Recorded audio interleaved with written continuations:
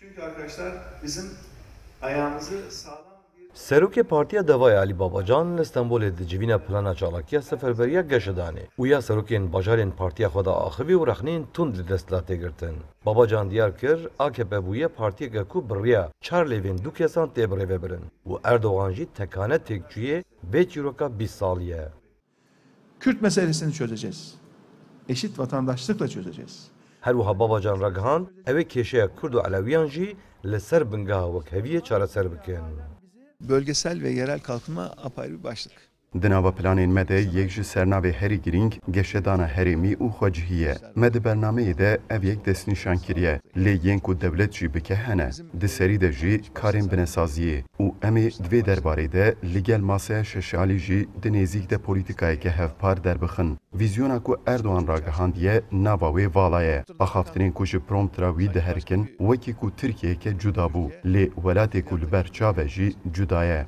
Serokê Polîtikên ve Guherînên Teknolojîk, Hewdayîn û Pîşesaziyê yê Partiya Devaya Burak Dalgın jî dibêje, ji bo çareseriyan di serî de divê em di warê kêşeyên civakî, azadî û mafên mirovan de bigihên qonaxa navdewletî, yanî rêgezên gerdûnî.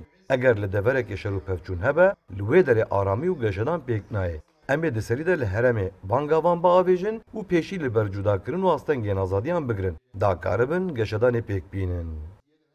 Demokrasi, hukuk ve insan haklarına kavuşmamız lazım bir defa.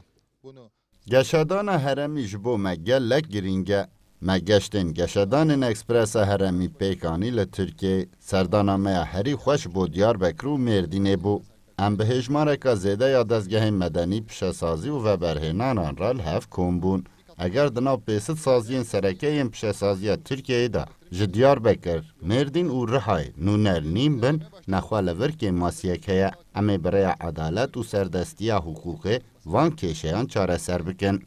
gruplar manasında mesela kadınlar dedik. Her wiha Babacan di bernameya partiya xwe de li ser pirsa taybet ya Kurdistan 24 ya derbarê çareseriya pirsa Kurd û kêşeyên civakî yê li Tirkiye'de bawl kişande ser kiryarên rabûrdiyê û got. Di navbeyna salên 2002 û 2013 de me hemû kêşeyên civakî û astengiyar pêşiya azadiyan li gor rêgezên nav neteweyî çareser kiribû û Tirkiye ber bi asûyeka ronak ve çûbû di her warî de. Lê piştre derbarê azadî û mafên mirovan de me dît em û Erdogan wekhev nafikirin û ew li paşmaye û niha jî dixwaze vî welatî bi xwe re ber bi paş ve bikêşe. Lê wê Tirkiye rênedeveyekê.